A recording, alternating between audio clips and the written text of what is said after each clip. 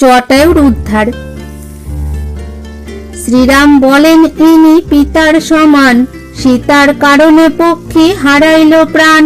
তবে তো লক্ষণ দিব্য অগ্নিকুণ্ড কাটি, জ্বালিলেন কুণ্ডবীর করি পরিপাটি। তুলিলেন চিতায় জটায়ু পক্ষীরাজ, দুই ভাই তাহার করেন অগ্নিকাজ। সৎকার করেন তার ব্যবস্থা যেমন, গোদাবরী জলে তার করেন তর্পণ। রাম দর্শনে পক্ষী গেল স্বর্গবাস, অরণ্যেতে গাহিল পণ্ডিত কৃত্তিবাস। কবন্ধ এবং শবরীর স্বর্গে গমন। রজনী আসিল স্থান থাকিবার নাই, শূন্য ঘরে পুনঃ আসিলেন দুই ভাই। বাহিরে ছিলেন রাম বরঞ্চ আশ্বস্ত, শূন্য ঘর দেখি হইলেন আরো ব্যস্ত। শ্রীরাম বলেন, শুনো ভাইরে লক্ষণ, গোদাবরী জীবন এতে ত্যাজিব জীবন। এতে কো বলিয়া লক্ষণের করি কোলে, গাঁথিল মুক্তার হার নয়নের জলে। রজনীতে নিদ্রা নাহি ঘন বহে শ্বাস, সে ঘরে করেন রাম তিন উপবাস। সীতার বিচ্ছেদে রাম পাইল যে ক্লেশ, বিশেষ লিখিতে গেলে হয় সে অশেষ। রজনী প্রভাতে হয় অরুণ আকাশে, দক্ষিণে চলেন রাম সীতার উদ্দেশ্যে। ঘর ছাড়ি যান রাম দুই ক্রোশ পথে, প্রবেশেন দুই ভাই কুশর বনেতে। সিংহ ব্যাঘ্র মহিষাদি চড়ে পালে পালে, দুই ভাই বসিলেন এক বৃক্ষ তলে। বুদ্ধিতে বিক্রমে বড় চতুর লক্ষণ, রামেরে বলেন কিছু প্রবোধ বচন। কেন জ্যেষ্ঠ হয় হস্তলোচন স্পন্দন, বাম দিকে করিতেছে খঞ্জন গমন। বিষম কুশর বন দেখি করি ভয়, নানা অমঙ্গল দেখি না জানি কি হয়। দুই ভাই করেন চলিতে অনুবন্ধ, পথ আগুলিয়া রাখে রাক্ষস কবন্ধ। পেটের ভিতর নাক কান চোখ মাথা, শতেক যোজন দীর্ঘ অপূর্ব সে কথা। রাম লক্ষণেরে দেখি করিয়া তর্জন, দুই হাত প্রসারিয়া রাখে দুইজন। কবন্ধ বলিল, তোরা আমার আহার, মোর হাতে পড়িলে কি পাইবি নিস্তার। এ বিষম বনে তোরা এলি কি কারণ, পরিচয় দেরে শুনি তোরা কোনজন। শ্রীরাম কহেন, ভাই হইল সংশয়, প্রাণ রক্ষা করো ভাই, দেহ পরিচয়। লক্ষণ বলেন, জ্যেষ্ঠ বুদ্ধি কেন ঘাটি, রাক্ষসের দুই হাত দুই ভাই কাটি। কবন্ধের ডান হাত কাটেন শ্রীরাম, খড়গাঘাতে লক্ষণ কাটেন হস্ত বাম। দুই ভাই কাটিলেন তার হস্ত দুটি, পড়িয়া কবন্ধ বীর করে ছটফটি।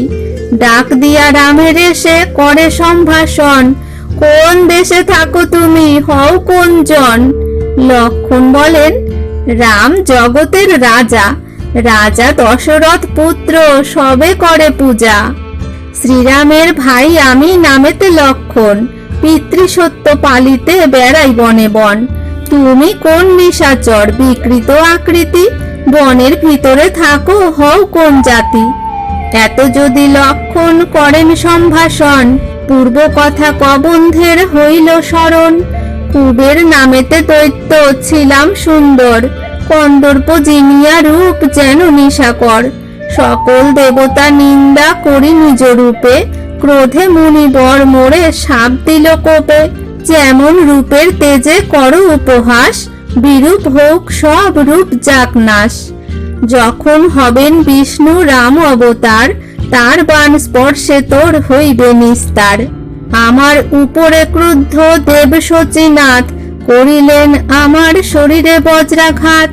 বজ্রাঘাত প্রবেশিল আমার উপরে, চক্ষু কর্ণ নাসা পদ না রহে বাহিরে।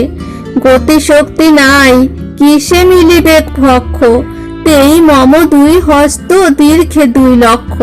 দুই হস্ত মোর যেন দুইটা পর্বত, দুই হস্তে মুড়ি আমি বহু দূর পথ। দুই প্রহরের পথে যত বনচর, দুই হাতে সাপটিয়া ভরি হে উদর। কুৎসিত আকার মোর কুৎসিত ভোজন, তোমা দর্শনে মোর সাপ বিমোচন। তব কিছু হিত করি যাই ইন্দ্রবাস, কেন রাম বনে ভ্রম, কোন অভিলাষ? শ্রীরাম বলেন, সীতা হরিল রাবণ, যুক্তি বলো কেমনে পাইব দর্শন? কবন্ধ বলিল, রাম কহি উপদেশ, যাহা হতে পাবে তুমি সীতার উদ্দেশ। যাবৎ আমার তনু না হয় সংহার, তাবৎ না দেখি কিছু সব অন্ধকার। রাক্ষস শরীর গেলে পাবো অব্যাহতি, তবে তো বলিতে পারি ইহার যুক্তি। তখন লক্ষণ বীর অগ্নিকুণ্ড কাটি, কবন্ধেরে দহিলেন করি পরিপাটি। শরীর পুড়িয়া তার হইল অঙ্গার, অগ্নি হতে উঠে বীর অদ্ভুত আকার।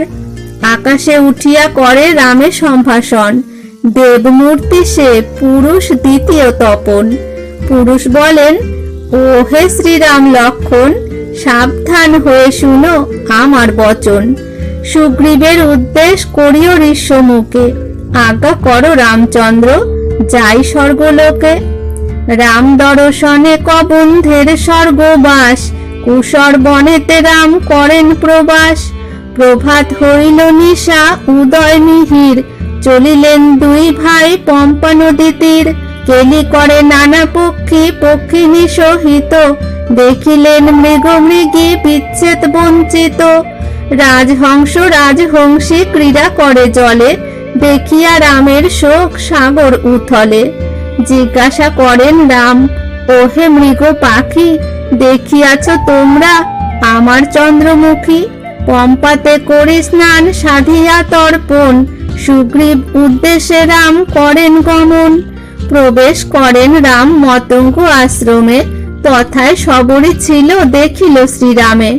সবরই আনন্দ বাড়ি বাড়িতে না পারে, শ্রীরামের প্রতি বলে আজ্ঞা অনুসারে। মতঙ্গ মুনির সেবা করি বহুকাল, বৈকুণ্ঠ গেলেন মুনি হয়ে প্রাপ্তকাল।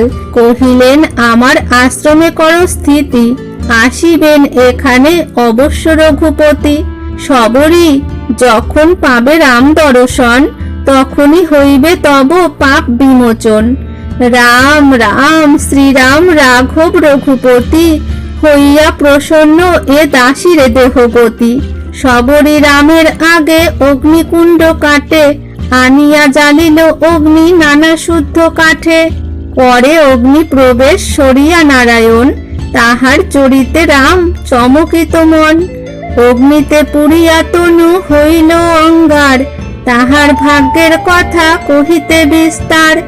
যাহার স্মরণ মাত্রে মুক্তি সঙ্গে ধায়, তাহার সম্মুখে দেখি ত্যাজিল সে কায়। শ্রীরাম প্রসাদে তার হয় পাপ নাশ, অনায়াসে সবরই করিল স্বর্গবাস।